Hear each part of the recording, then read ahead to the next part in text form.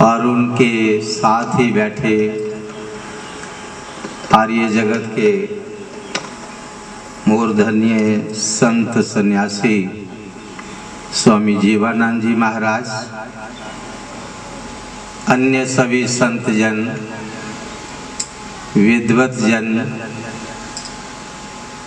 और मंच की शोभा आर्य जगत के आर्य नेता,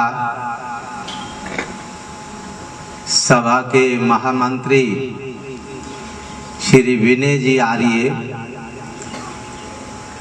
और इस आर्य महासम्मेलन का सुंदर प्रबंध कई दिनों से जुटे हुए इसको सफल करने के लिए आप सब के जाने पहचाने श्री डॉक्टर बलविंदर जी शास्त्री और इसको कार्य को विशेष रूप देने वाले हमारे शिक्षा संस्था के सभी प्रिंसिपल साहब, स्वामी जी महाराज के जन्म उत्सव पर आप सब आर्यों को बहुत बधाई है। स्वामी जी महाराज जिन्होंने हमारे जिले गुरदासपुर के क्षेत्र के अंदर बहुत बड़ा परोपकार का कार्य किया है। आज ये दयानंद मठ दीनानगर को सुंदर रूप ये ना दिया होता तो आज हमारे जिले गुरदासपुर के भिन्न भिन्न ग्रामों के अंदर जो नामकरण, जन्मदिन, विवाह के कार्यक्रम पर हमें ऐसे विद्वान जो कि प्राप्त ना होते। ये स्वामी जी महाराज की देन है। और हमारे इस इलाके के अंदर एक औषधालय स्वामी स्वतंत्रानंद जी महाराज के समय से जो चल रहा, स्वामी सर्वानंद जी महाराज ठीक 7:45 बजे से लेकर के और 12 बजे, 11:45 बजे तक यहाँ तपस्या करते हुए औषधियां जो कि लोगों को, भाई सत्संग में हमारे गुरुजी जाते हैं तो हमें भी जाना जो कि अवश्य चाहिए। तो लोग रास्ते में सैकड़ों की तादाद में लोग मिलते थे और उनको चरण वंदना करते थे, उनका आशीर्वाद लेते थे। महाराज उनके परिवारों के बारे में पूछते थे। ठीक इसी प्रकार से डेरा बाबा नानक के अंदर हमारे आर्य समाज का कोई विशेष कार्यक्रम था जिसमें आर्य प्रतिनिधि सभा पंजाब के प्रधान श्री महाशय वीरेंद्र जी वहां पर पहुंचे हुए थे और जयवेद जी हमारे महामंत्री जी वहां पहुंचे हुए थे और पंजाब जिला गुरदासपुर के लोग पहुंचे हुए थे। तो उस समय पंजाब के अंदर इमरजेंसी भी लगी हुई थी, लेकिन ऐसे समय में वीर जी ने विचार किया कि महाराज जी का बस में आना ठीक नहीं है, महाराज जी का अकेले आना ठीक नहीं है। उन्होंने उस समय अपनी गाड़ी दे दी कि महाराज ये गाड़ी आपको छोड़ने जाएगी। महाराज ने कहा, वीर जी मैं आपकी सारी बातें मान सकता हूं लेकिन ये बात नहीं मानूंगा, मैं जैसे आया था मैं वैसे जाऊंगा। इतना त्याग था उनके जीवन के। तो कहने लगे बाकी तो सब कुछ ठीक है, लेकिन ये है कि मैं भोजन खाने के बाद गुड़ खाता हूं, तो अगर हो सके तो मेरे गुड़ का प्रबंध कर देना।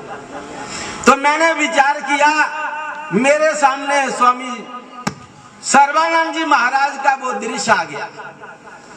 वो चाहे कादिया में जाते थे, चाहे किसी ग्राम में जाते थे, वो किसी से उन्होंने ये नहीं कहा हमें दूध चाहिए, हमें गुड़ चाहिए, हमें ये चाहिए। जैसा भी मिला वैसे ही खा करके उन्होंने अपना समय व्यतीत किया और लाखों नहीं लाखों व्यक्तियों के जीवन का निर्माण अगर किसी ने किया तो वो संत श्रोमणी स्वामी सर्वानंद जी ने किया।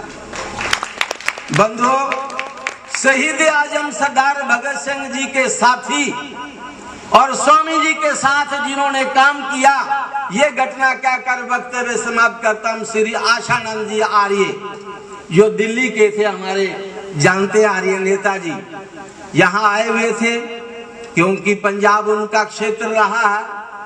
वो रुग्णावस्था के अंदर जब महाराज उनका इलाज करते रहे, जाने को तैयार हुए, तो फिर स्वामी जी ने कोई ऐसे शब्द कह दिए, फिर उनको रुकना पड़ा। हम भी आए, हमारे पास भी अमृतसर में वो रहे थे। अमृतसर में आज दयानंद महाराज जी की कथा स्वयं किया करते थे, और जब जब वेद प्रचार का कार्य होता था तो सत्यार्थ प्रकाश स्वयं भी विद्यार्थियों को भी पढ़ाते थे, विद्यार्थियों से सुनते भी थे, और उसके अंदर जो कुछ भी लिखा हुआ है स्वामी जी महाराज दयानंद जी ने सत्या प्रकाश के अनुसार, उसके अनुसार वो चले। यही कारण था कि वो आदर्श शिष्य भी थे, वो आदर्श गुरु भी थे, वो आदर्श सन्यासी भी थे, और आगे उनके परम शिष्य स्वामी सदानंद जी महाराज भी उन्हीं के पद चिन्हों पर चलते हुए हमारे इस इलाके के अंदर उन्होंने 1 तारीख से लेकर के और ये 14 तारीख 13 तारीख तक निरंतर ग्रामों के अंदर वैसा ही वेद प्रचार का कार्य कई वर्षों से करा रहे हैं, जिस प्रकार से स्वामी सर्वानंद जी महाराज किया करते थे। और स्वामी सदानंद जी महाराज के आदेशानुसार उनके पद चिन्हों पर चलते हुए हमें आशा हो गई है, विश्वास हो गया स्वामी जी महाराज को भी और पंजाब आर्य समाज को भी। उनके शिष्य डॉक्टर बलविंदर जी शास्त्री वैसा ही कार्य सराहनीय कर रहे हैं, जो आज से कुछ वर्ष पूर्व स्वामी सदानंद जी महाराज ने अपने गुरु के प्रति श्रद्धा रख करके कार्य किया। मुझे आशा नहीं, पूर्णतया विश्वास है, आर्यजनों से निवेदन है कि जब जब भी कोई संदेशा दयानंद मठ दिन